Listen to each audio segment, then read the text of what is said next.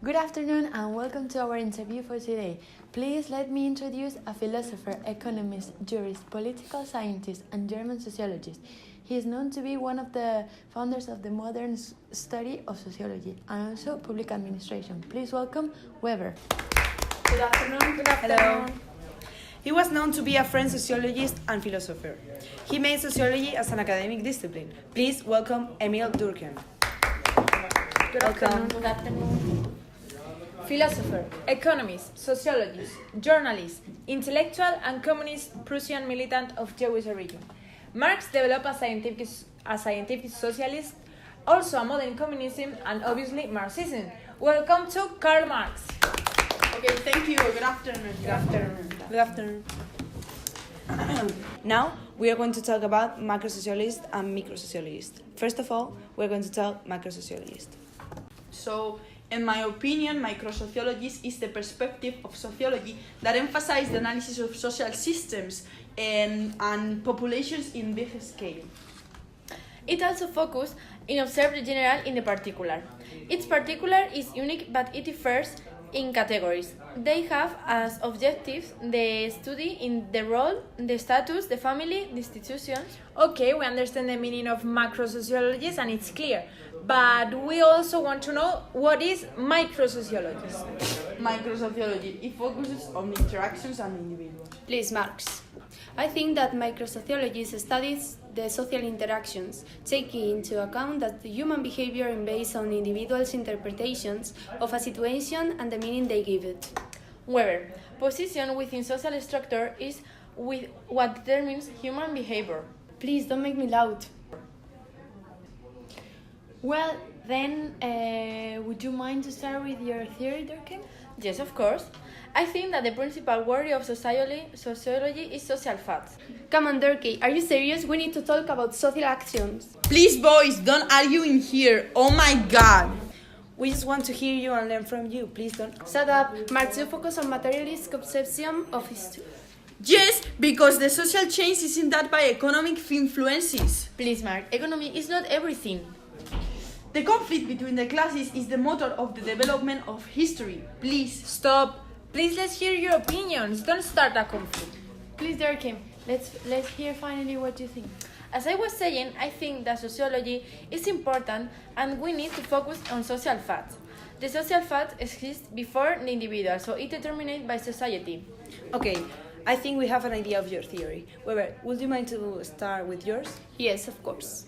I believe that sociology should be based in social actions, not in structures. Individuals have the capacity to act free.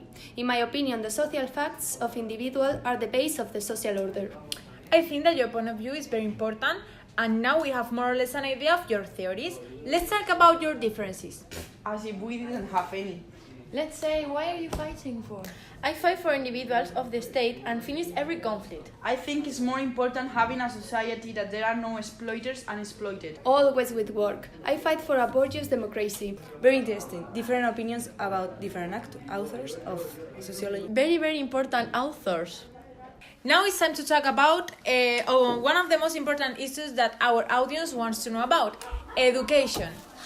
Yes, as my partner says, we want to talk a little bit about what you think of education. What is your opinion and main points of view? Marx, do you want to start? Okay, yes. So for me, school is like a mechanism done by bourgeois ideology. So their objective is the indoctrination of the low classes in the dominant ideology. So schools, in my opinion, favor the social reproduction of inequality, economic, social, and ideological structures. We get the point of view of your opinion, but you don't think school should be for everyone? Of course, education should be public, secular, free, and equal for all people. What do you think students should study in school? So from my point of view, students should study things that are important like grammar, mathematics, etc. But also teaching techniques and exclude every knowledge that can have an opinion like, for example, politics, religion, economic. Okay, you want kids to start working very early, didn't you? It's not that the point. The point is dividing the time of the kids, like kids studying, but also working to know the skills of their work. Thank you, Marx. We think that your point of view is very interesting and that we have to take into account as a society. Now we would like to move on a little bit on with your opinion, Weber, and tell us, please, what you think about education. Of course. So in my opinion, the structure of offices and management of organizations such as a school should be considered both public and private. Education should be public. Please, Marx, don't interrupt me. As I was saying, the function of the school should be to legitimize the social order, that is, to reproduce the system of relations of the mind of society through the domestication of its subjects and the recognition by them of the legitimacy of power. In your theory, you talk about three areas that influence the sociology of education. Yes, more exactly, the first is the equivalence established between the ecclesiastical apparatus and educational apparatuses.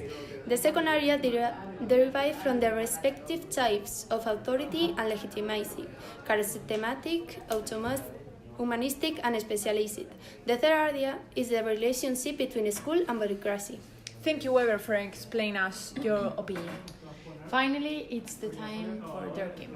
Can you explain to us your point of view, please? Thank you. So, in my opinion, I look at the function or role of an institution in society in keeping the social body functioning properly. I think that one of the principal functions of education is to bind the members of society together. Education transmits fundamental values. And do you think that the educational system should be separate from other systems? Actually, in my opinion, there should be a balance and good relationships with other systems like economy or public. The contents must be imparted in a dogmatic way, discovering the critical spirit, because dissent in a danger for the safe behavior of the system. But don't you think that it's bad not to let the kids think for themselves? The school fulfills this function of preparing the individual to adhere to the prevailing system of beliefs and values, and to acquire competencies to be inserted the world of work according to the social group to which it belongs and of its own merits. I can't believe he just said that. Actually, me neither.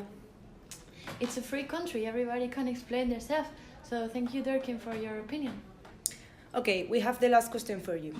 What economy you aspire?